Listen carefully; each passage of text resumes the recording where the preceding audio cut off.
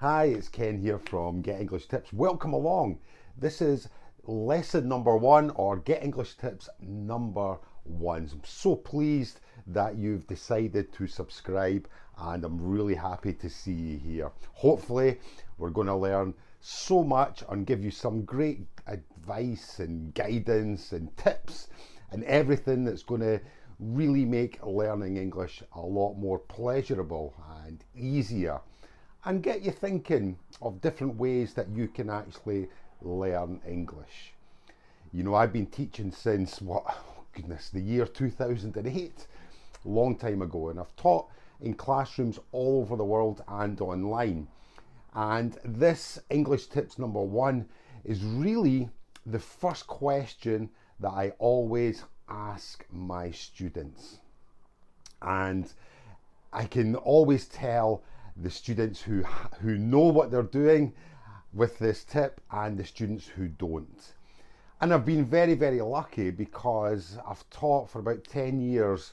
I was teaching and helping English learners who had a specific goal in mind.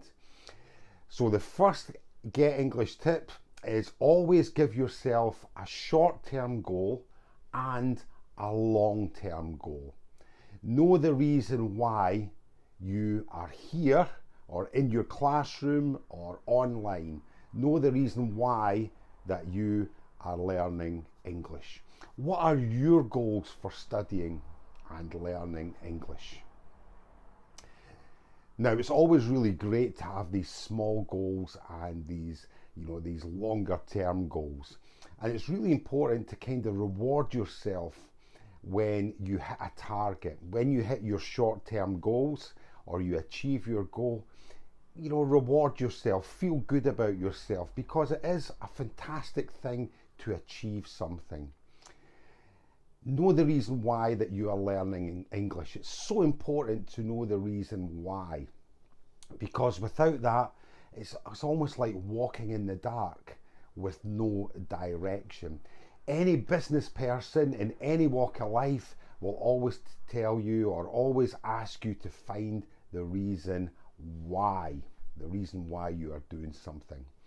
Now, the reasons can be anything. They can be, I enjoy studying.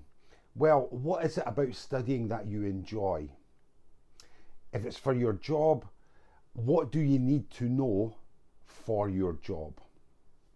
If it's for an exam, what are the consequences of passing the exam? So these are the reasons why. Without knowing why, just like, as I mentioned, like anything else in life that you are doing, if you don't know why you're doing it, it can become very mundane and very boring, and you go through what we call the motions. You go through repetition and it becomes very boring. This is why a lot of students in school, they get very bored in school, because they don't think about the reasons why they are doing it. They're just in the classroom learning, and this is why they get pretty bored with it. And their mind begins to wander and they stop being focused. So find out your short-term goals and your longer-term goals.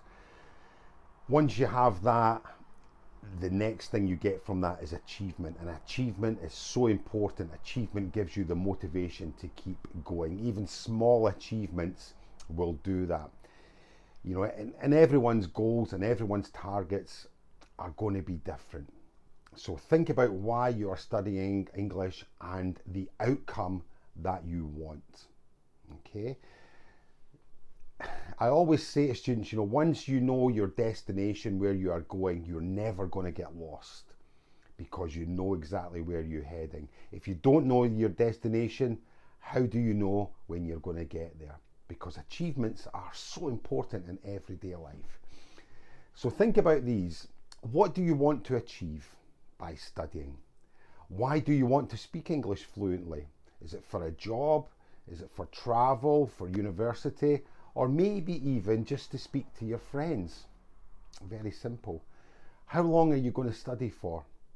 How long are you going to study for every day, every week, every month? How much time are you going to put aside? Are you going to continue it for more than a year? Think about, have a plan for it. How do you know when you have achieved your goals? How do you know? Yeah. What's going to happen when you achieve your goals? What will happen? What could you achieve tomorrow that would make you feel good? What could you achieve by learning English tomorrow that's going to make you feel good? And what do you need to do to achieve that small thing today? Okay? These small things always add up to a bigger achievement. Now, I always look at short-term goals as something you can do almost immediately, almost at the same time. And the longer-term goals is the final thing you can achieve.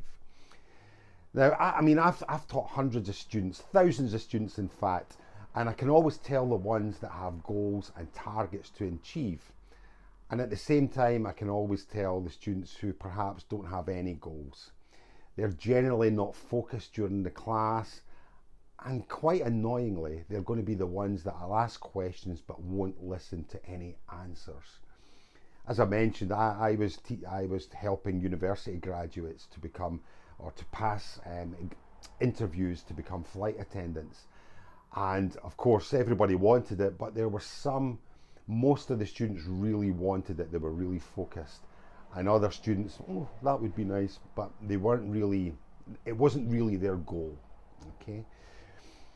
Now, I have learned to speak a couple of languages, conversationally, not fluently. And I had little goals when I was learning Spanish. When I decided, right, I'm going to learn Spanish properly. I was working in an office in the south of Spain, and I saw my colleagues, they were able to answer the incoming calls in the office.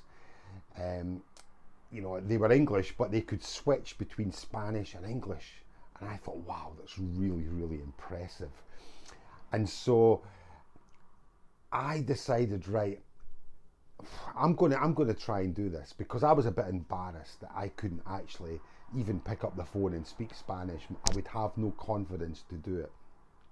So my very first goal was to pick up the phone in Spanish and answer.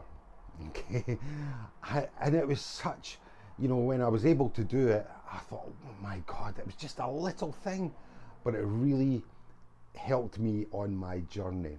So that was my short-term goal, to be able to answer the telephone in Spanish. I felt fantastic when I could do it. Even the small thing, ¿Quién es? Who is it? Who's calling? Amazing. And the person understood me and I understood them. It was fantastic. So I would say get a short-term goal and a longer-term goal. What daily things can you do every day? Okay, what's going to be your first achievement that you can do? Another thing, I'm learning the Scottish Gaelic language at the moment. I've just started it, and I was able to write or type in my first sentence in Gaelic. Oh my God, amazing. I'm so impressed with myself with it. So that's your first task for you. Why are you learning English? What's the reason that you're learning it? What's your short-term goal? What things can you do every couple of days to feel like you have achieved? And what's going to be the end result? And how will you know when you have achieved your goal? Okay, so that's Get English Tips number 1.